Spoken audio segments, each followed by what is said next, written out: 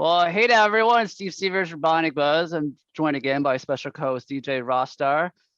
Excited for a new guest, DJ Taylor, man. Your band, how do you pronounce your band? It's kind of based on your name, right? Yeah, it's Tayls. Tayls. Kind of Okay. like Okay. Sonic's counterpart. I was gonna say, all right. So just like the I, but why? Yeah, Gotcha. yeah, Very Tayls, cool, but man. Taylor. Gotcha. Who was the first person in your life to give you the nickname Tayls, or did you give that name to yourself?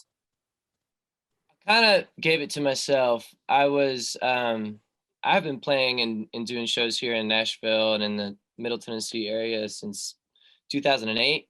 So I've been at it for a long time in different various forms and different bands. And it came time for me to focus on what I wanted to do for my own band. Like, it was like, all right, I'm going to be like Connor O, my favorite songwriter of all time. I'm going to be like that dude and just take control of this ship and see who's on board, right?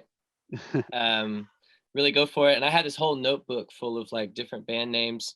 Coming up with a band name is the shittiest part about being in a band because it always sucks. It sucks for until you get the magical one. It's like, oh man. And because every time I think about a band name, I think about the times when I was like serving tables or bartending and some old lady would be like, oh, what's your band called? And you're like, some death metal name or some shit, sorry, grandma. But like, no, I had a couple of different names and Taylor Swift is and will always dominate my first name forever. Yeah. So I wanted to come up with my own nickname or vibe. I don't know. I'm really inspired by, David Bowie, obviously, and other people who kind of take on these like characters. So I guess for me, Tayls felt like maybe not really so much as a character, but like a more uplifted version of myself I could turn into or something. I don't know. And a casual radio listener may not even know that that Bowie is not actually his real last name either. So he came up with his own persona as well. So it makes sense.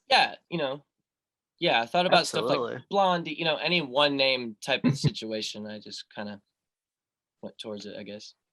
Now, I was super excited. You don't know me at all, Taylor, but I'm one of those guys where I don't like anything new. Everything fails to impress me. If it's not written like after 2005, I'm like, oh, I don't even want to listen to this. But I heard one of your songs on the radio out here, and I said, what the heck is this? And I asked Siri, and I said, I've never heard of Tayls before. And then I just kept following you, and the album just came out, and I was like, okay, maybe it'll have like one or two good songs, but every song on there is great. And I'm really excited to have like a full album where I don't have to go skip two more, skip to the end. So congratulations on making like a solid full record. That's really hard to do. Thank you very much. I'm really happy to hear you say that you are finding yourself in this music. And for me, it's super cool because somehow I reached you, trying really hard to market the record and get people to listen to it who aren't just my Nashville buddies and stuff. They don't give a shit. So like, this is important. This is really great, and you saying that you aren't skipping songs. That's awesome. We put so much love and time and effort into each song. It wasn't, and it was very deliberate. It was like, all right, we want 12 tracks. I want it to be about X, Y, and Z. And, a lot of focus went into that. And I don't know, I hear a lot of Neon Trees in the music. I don't know if you're a fan of them. I hear some All American Rejects at times. I don't know if those are two bands you grew up listening to, but I definitely hear those in some of this music. Definitely All American Rejects. When I was in middle school, there was a big like turn, right? It was like all I was listening to was like Incubus and Metallica, Red Hot Chili Peppers. But then met my first like girl that was like, had cool emo haircut and stuff. And she was like, you can't talk to me unless you listen to these CDs, and handed me a bunch of them. It was like Dashboard Confessional, Bright Eyes, All American Rejects, and, but that day, I'm talking that day, my life turned around and I was like, I didn't know music could be made like specifically with Bright Eyes, but All American Rejects too, like them and the Strokes. I would just watch those music videos for forever, being like, man, I want to look like those guys. They look so cool with their Converse and shit, And at the time, that was such a statement to get your Converse. Like when I remember being the only kid in school with Converse and kids were making fun of me and stuff. I was like, shut up. I just want to be like the All American Rejects. So yeah. Awesome. That's So awesome I got that comes okay. through. Yeah. What I Well, it's a also very yeah. sorry, go go ahead, Steve. Sorry, you're up, Steve. it's a very unique album. I mean, how do you categorize your music though? Because your influences are all over the place. You obviously got a little bit of like that Nashville country in there too, with the, you know. Yeah, I call it friendship punk. I love that. Yeah, that's a good term. Because it's like, I like to think about our music as punk rock in nature. You know, I'm certainly not like your typical kind of singer. I'm more or less just like stuff. But like, you know, the country stuff that's in there, for me at least, is kind of like poking fun. You know, like we have a song called Better. And that song is poking fun at like, you know what, fucking fine. We'll do a country song for you, Nashville. We'll do our version of it. We'll show you we can hang too. You know, like it was, because there's a lot of, we talk about this in the record, there's a lot of like quiet competition that goes around in our local scene. You know, nobody likes to talk about it. Everybody likes to pretend like it doesn't exist, but it does, you know. So yeah, I don't know. That's cool that you guys can hear all these different genres melding together. It specifically is funny on the emo track though, that picking that up. Like some people are like, man, you guys kind of remind me of My Chemical Romance. I'm like, what? Really? Like that's not what we shout out to do anyway, but it's so cool that ends up that way. I love that. I was gonna say there was a band that Steve and I liked in the 2000s that we just interviewed recently called The Matches, and your album kind of reminds me of their albums, where every song almost sounds like a different band, but yet you can still tell it's you. And that's what The Matches also did really well. I think it helps in our band too that it's like a 8-piece band, and all of them have their own band that they sing in and perform in. So when it comes to do all of the songwriting, I mean, it's not just me, it's very much co-writing. They are me-centric songs, you know, my memories and things that I go through, but the band is like, yo, what if we take it this place or turn left, or how do we highlight more violin here, or how do we sound more like, you know, X band at this moment. I remember specifically there was a thing where a main co-writer Mo and I would be talking about, all right, well, what would Oasis do here? You know, just because I'm a huge Oasis fan, and specifically melodically and the way that they would, you know, choose an easy next part. It's like, all right, don't overthink it. Just go to the next chord, you know, and I don't know. Steve, I was gonna say, I can't believe you found 7 people to be in a band with you. I don't think I even have 7 friends left at this point in my life. That's amazing. I know. Being in a band's like marrying somebody too. So I'm always, absolutely, you know, a lot of them are like my best friends though. Like Jesse, my bass player, we grew up since we were 5 years old down in a little tiny town called Tullahoma, Tennessee, which is between Bonnaroo and Jack Daniels. This is a little tiny town, is where we're from. And then my other guitar player, Andy, he's also from there. We grew up together. Just kind of, when it came time to make the band, it was like, who do I want around me all the time? Who do I want in the band, making me laugh, on stage, smiling at me, you know? And those were the decisions I made to get the band, you know? They're all great musicians. I never thought anything about that. It was just like, who do I want around me? Oh, absolutely. Well, I'm curious because I went to visit Ross last April and loved, you know, the whole Nashville music scene. But is there like an actual scene for like original music there? Because I mean, obviously it's mostly cover band stuff. So, you know. No, I actually think that that you got the wrong experience of the Nashville music scene if you experienced it to be mostly cover bands. I'm a noob. I don't know. That means you went downtown and you didn't hang out in East Nashville. Well, yeah, we went a little bit everywhere, but I definitely gave him the Broadway experience. You got to do it at least once. Well, yeah, I love the whole Broadway experience. Yeah. don't ever go back. Okay. I have a pretty shitty opinion about downtown Broadway at the moment, just because of how they handled COVID specifically, and all of the venues that I work for and that we, you know, depend on here in Nashville. We're suffering and fighting downtown, and even it got to the point where we had to make the difference between us and them legally. You know, we had to describe the difference between them. They would do stuff like, instead of shutting down, they would just charge more for hot dogs, and now they're a restaurant.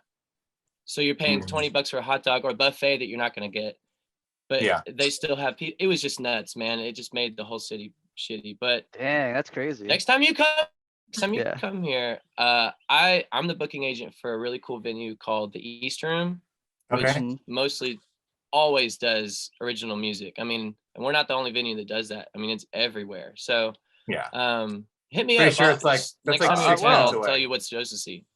Yeah, gotcha. I think that's like 6 minutes from here. So nice. There's tons and tons of original music. You know, like we just had our album release show last Friday at the Basement East.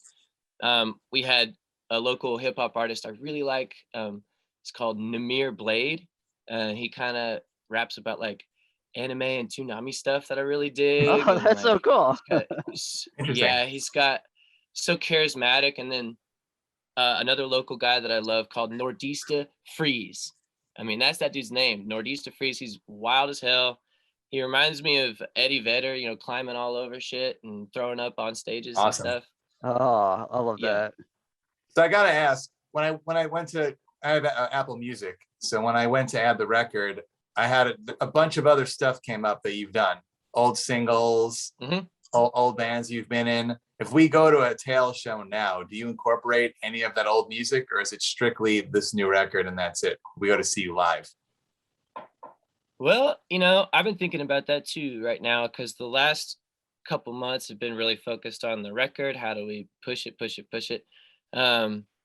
Now we got a bunch of shows coming up in August, and they're playing Pride Fest here in Nashville in September. So I'm thinking, do we want to pull back some older songs from the EP that was, you know, a little bit more me-centric even then, and less of a band?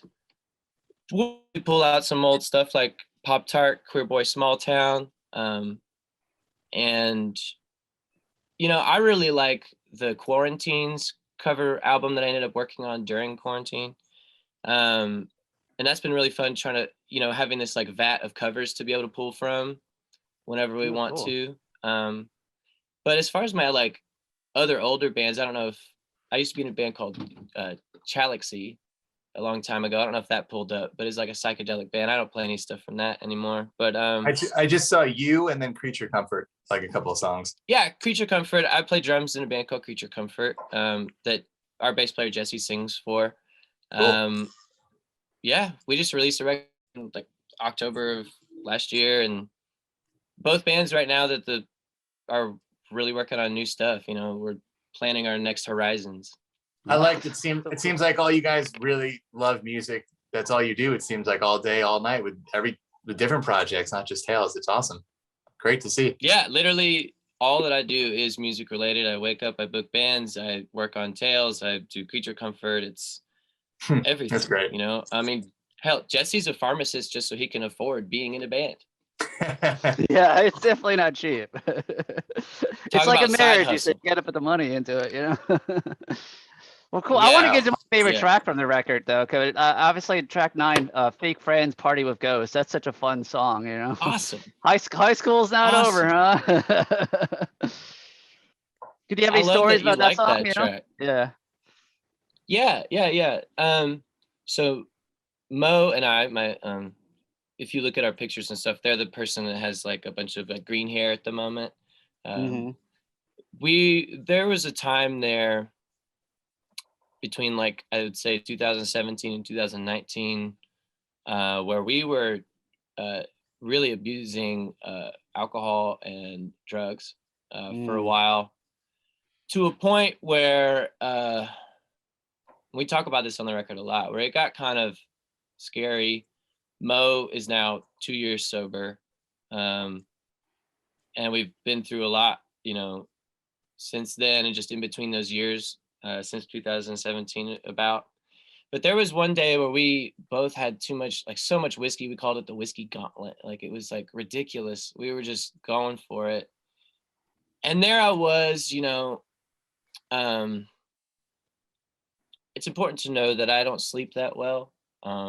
Same. I don't know, more than 10 years, I wake up in the middle of the night, like around 3 to 4 or 5, and I'm like wide awake. I call it my first morning or my witching hour. And this is why I write a lot of songs, get a lot of shit done or feel bad about myself. So there I am, like 3 a.m, drunk, you know, like partying with whatever ghosts live in the house, you know, like this 100-year-old house that I live in. You can see the ceilings all fucked up. It's a weird house I'm always repairing, and I'm always wondering if, like, you know, what ghosts maybe live here or inside of me too. You know, talk a lot about death in the record. So for me, Fake Friends Party with Ghosts is a little mixture of like dealing with the fake friendships that you gain while going out to bars and getting really fucked up, and at the same while doing that to yourself, to myself. I'm at home, I'm just sitting there like, you know, what am I doing this for? You know, I don't know. It just kind of came out of that anger, frustration of like, I'm just fucking sick of this. I think I just needed better friends, you know. I don't know. Yeah, because like a real friend would tell you not to. Yeah, a real friend would tell you to stop drinking, you know. But everyone else would just like, come on, man, one more shot, you know. That too. And then I've been having a lot of conversations since I've been putting these songs out with some band friends of mine that you know, mental health keeps coming up a lot more, which is great. But specifically we'll talk about like, you know, you show up to a party and people are like, oh man, Tayls is here, oh awesome, and then 5 seconds later I'm by myself in a corner, you know. That kind of thing. So still there I am partying with whatever ghosts are around me, you know, or in me. Gotcha. I got it. I like it. All right. Yeah. Before we go, there are so many different social networking sites out there. Which one do you prefer that people go to right now to check out more? For tour dates, for photos, for everything? Well, I guess I'm supposed to say go to TikTok, right? I don't know. We're all trying to survive on TikTok now. But really, I mean, if you want to know more about me, Instagram is super easy. This is Tayls. You can also check us out on TikTok, where I'm trying to be a little bit more funny, I guess. I don't know. Myself. No, not funny, just myself. I'm just trying to open up a little bit more and be a little less pretty. Gotcha. Yeah, I don't follow TikTok, man. It's not all dancing and sketches on there, Steve. Yeah. Okay. Well, I just see what people post on like Facebook. You know, it's mostly like comedy stuff or dancing. It seems like, but it is really big for dancing. Yeah, for sure. Yeah. It's honestly, if you put in the little bit of time to like a bunch of stuff that's not dancing, you'll start to get things that are really, really cool. Like for me, it's a bunch of anime and music related things. And occasionally like people that tell me about weird animals. So all right, it's cool. But yeah, well, Ross and I love animals. You can check us out anywhere. Well, thanks for hanging out. The internet. I'm coming to the next show. Thanks for having me. Look out for me, because next show, wherever that is out here, I'm going to be there. And when Steve visits from Florida, hopefully it'll be at the same time you're playing. We'll both go. Absolutely. Yeah, please. And if we're not playing, I'd love to invite you to whatever local shows are going on. Please, I don't know anything yet, so show me the way. I will. Cool. Well, thanks for taking time to talk to us, and we're looking forward to your new music adventures down the road. We'll definitely be following. Thanks, guys. Thanks for checking out our tunes.